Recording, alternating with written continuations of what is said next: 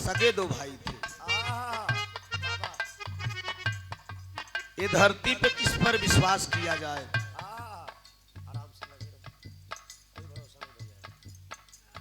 दुनिया का यही दस्तूर है।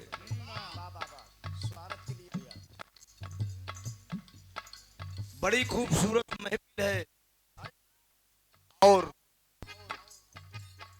एक आग भी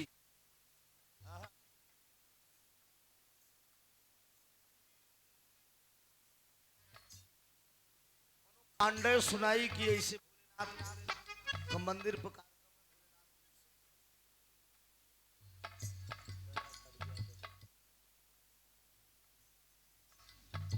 आप लोगों का जैसे इरादा हो एक बिरहा गाने का मौका मिलेगा। बाबा केहू को पूछे ना जौने गा देबा सब ठीक बा। आल्हा बहरत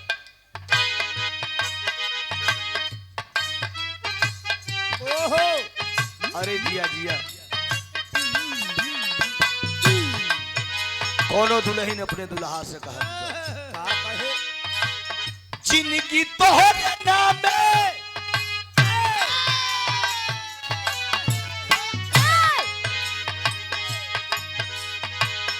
जिनकी तोहरे नाम तोहरे हो गए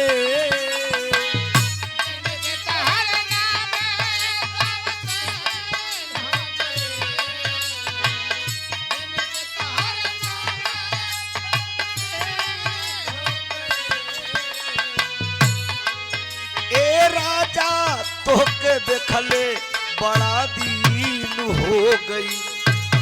हे राजा तोहके देखले बड़ा दिन हो गए। हे करेजा तोहके आज लेके तोहरे नामे सब दिन हो गए। लेके तोहरे नामे सब दिन हो गए। हे राजा तोके देखले बड़ा दीन हो गई। हे राजा तोहके देखले बड़ा दिन हो गए। तोहर याद सतावता रही रही तड़पावता। तोहर याद सतावता तड़पावता। तोहर याद सतावता रही रही तड़पावता। रही रही के सेजिया पे हमरा के मुआवा।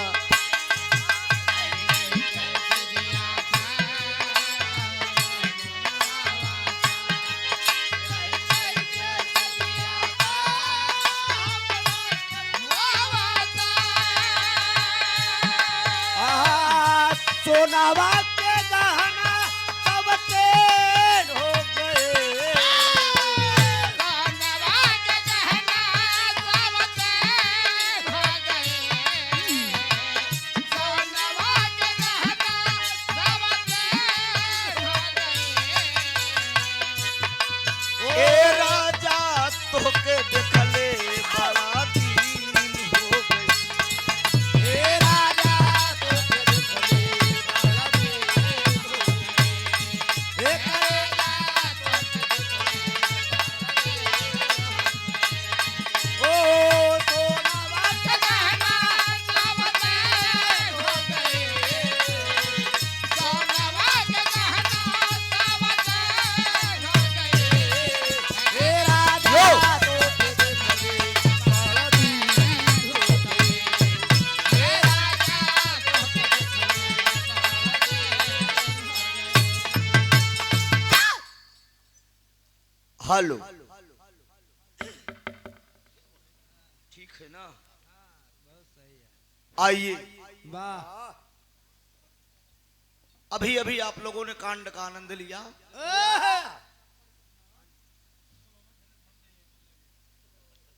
एक कांड इधर से भी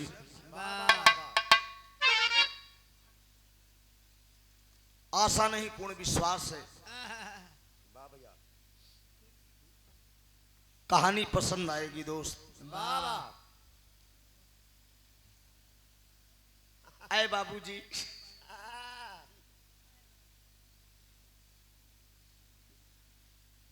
मास्टर 4 लाइन के भूमिका दे दा।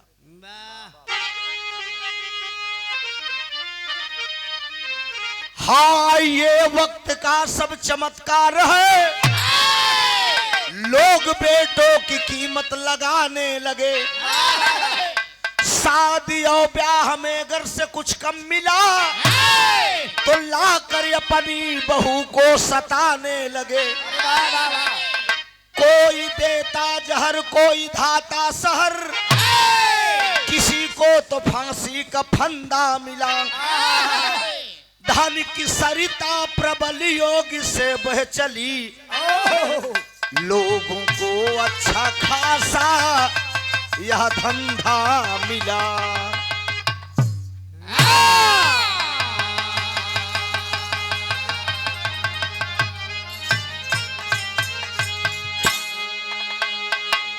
समाज कितना बदल गया है दोस्त, दुनिया के लोग कितने बदल गए हैं। छुआछूत, भेदभाव मिल गए हो अगर प्यार के मुंह।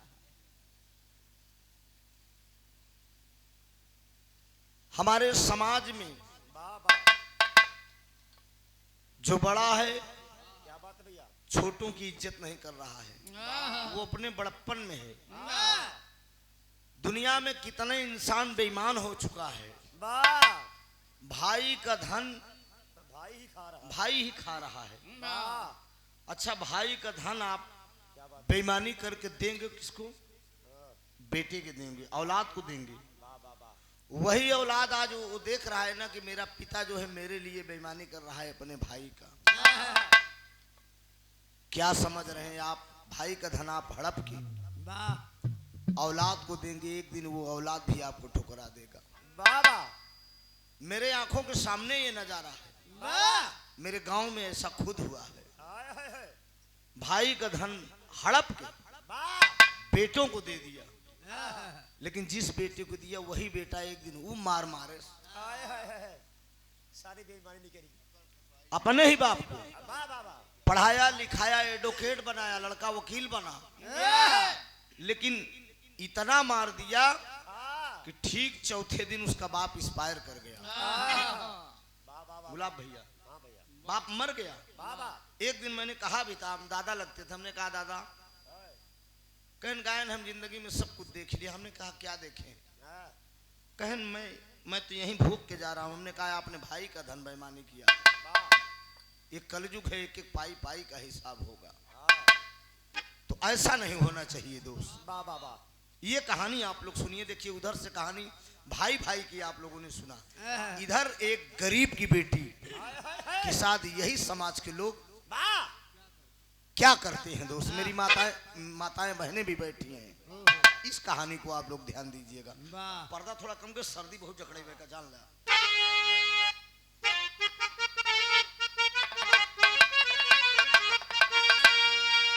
मिल गए हो अगर प्यार के मोड़ पर चंदू,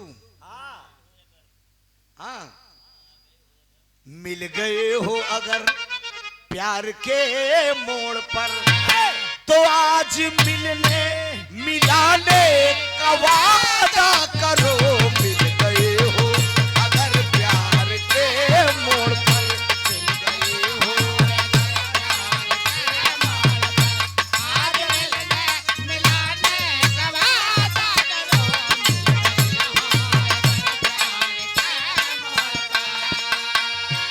ध्यान दीजिएगा, जनाब हैदर अली जुगनू साहब की लिखी ये गीत है दोस्त। धन और दौलत तो बदौलत खुदा से मिले, धन और दौलत खुदा से मिले।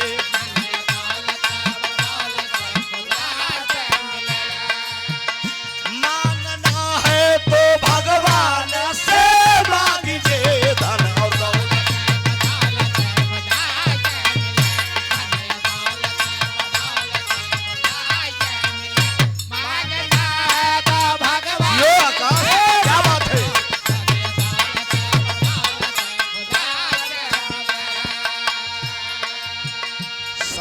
करता, सबसे करता कर्म झोली भर देता है, सबसे करता कर्म झोली भर देता है।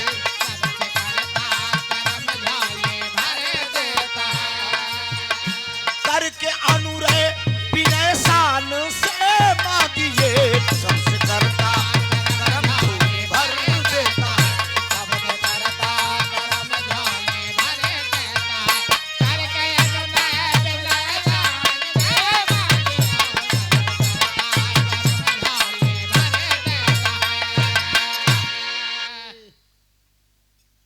खुदा से मांगिए दोस्त। इंसान की क्या औकात है कि एक इंसान को धन देगा। कर्म प्रधान होता है दोस्त।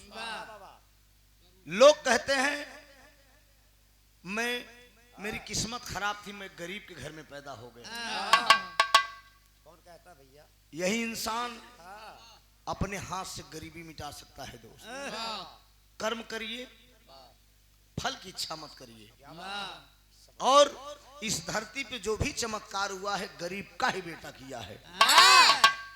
आज खेसारी लाल यादव को देख लीजिए, एक लिट्टी चोखा बेचने वाला इतना बड़ा स्टार बना और 20 बीघा जमीन हॉस्पिटल बनने के लिए दे दी आदरणीय खेसारी लाल जी।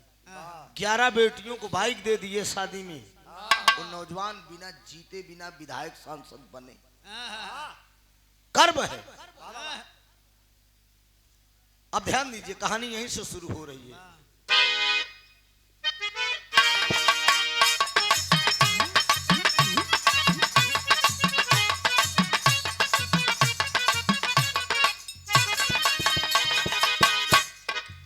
धन के लोभी दरिंदों का यहाँ कुछ काम नहीं।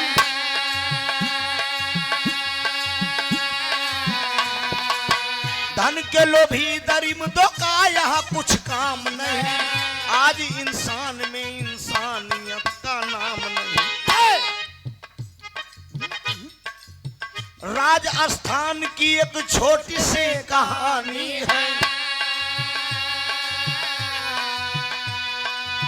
राजस्थान की एक छोटी सी कहानी है। बहन है कुसुम भाई शेखर की कहानी। गरीबी में भी गरीबी में भी ऐसे वक्त एक आते हैं। गैर तो गैर हैं, अपने भी भूल जाते हैं।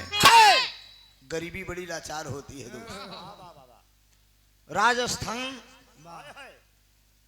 शहर जयपुर की कहानी है दोस्त। शेखर कुसुम 2 भाई बहन है। दर्जा 8 तक शेखर पढ़ा है, कुसुम भी प्राइमरी तक पढ़ी है। लेकिन बचपन में माँ बाप खत्म हो गए दोस्त। परिवार के तमाम लोग हैं, लेकिन जेकर दिन खराब हो तो बाबूजी ओकर क्यों साथ नहीं दे। जरा सा समय खराब हो जाए, आप नात रिश्तेदार घर परिवार कोई आपका साथ नहीं देगा। गरीबी है। गरीबी के चलते की छोटी रे उमरिया में, अरे अब माई बापा मरी गईले। अरे शेखरा कुसुमा 2 गो भाइयों बहिनी।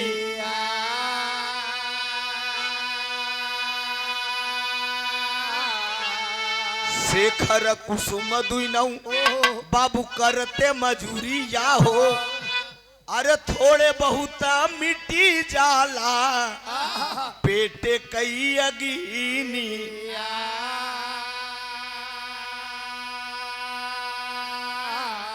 अरे शेखर का चिंता भैली, ए बाबू कहवा बियाह होए। अरे राता दीना उलझन में था, अरे राता दीना उलझन में तड़पे बदनिया। राता दीना उलझन में तड़पे बदनिया।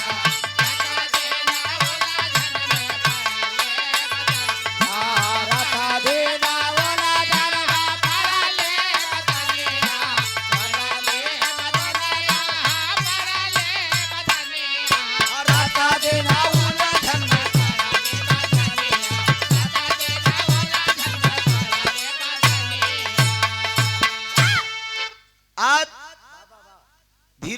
कुसुम बहन सयानी हो गई।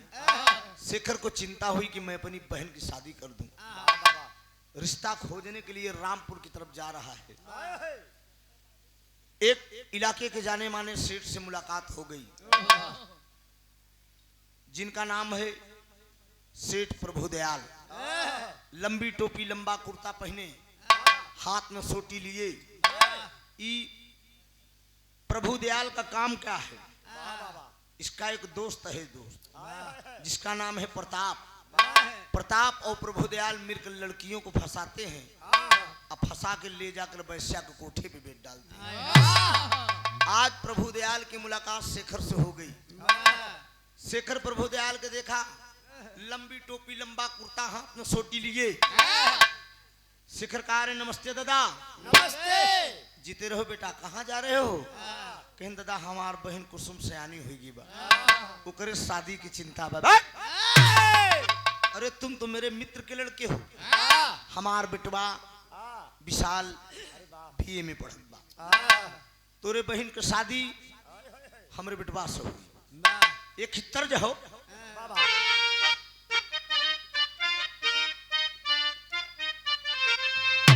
यह तर्ज हो कि हंस के जब देखा तू एक कबेरिया, अरे हम मरी मरी जाई तुहार क्रिया। लेकिन बाबूजी, ई प्रताप प्रभुदयाल शेखर से कहता क्या है?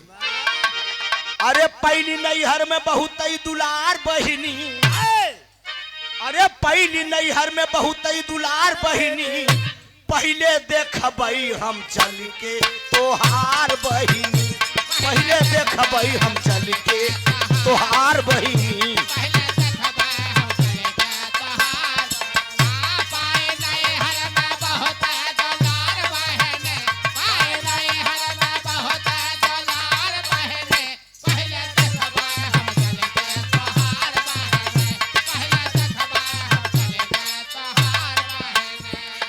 बहिना तोहार यहाँ साँचे कई ढाली, कुल बदिया सिचबई हम बन कर के मान।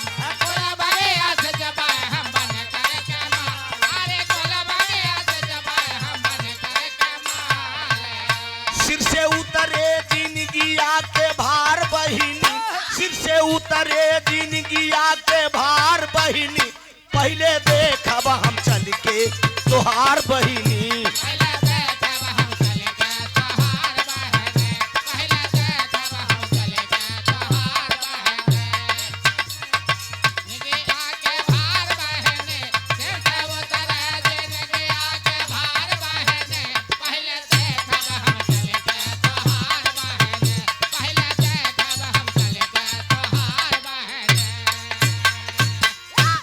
दादा प्रभुदयाल बोल दिए, तेरी बहन अगर मुझे पसंद आ गई तो हम बिना दहेज की शादी कर ले। लिवा गया बाबूजी, गरीब जो भी भगवान ने उसको रूखा सूखा दिया था, जल जल पान किया, अपनी बहन कुसुम को इशारा कर दिया, आजा मेरी बहन, दादा प्रभुदयाल तुम्हें देखने के लिए आए हैं।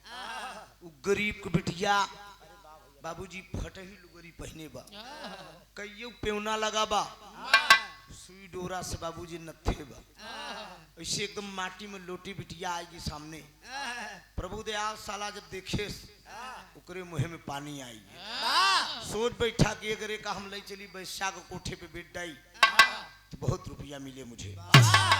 अरे बाप रे बाप, देखे के बाद खड़ा बहा दिखवा, कहा कि शेखर हमार कुछ मांग बा, हमार बेटवा विशाल बीए में पढ़त बा। कनाल बाबूजी हम कुछ दे ना सके, पांव पकड़ लिया बाबूजी, खितर्ज बा मास्टर।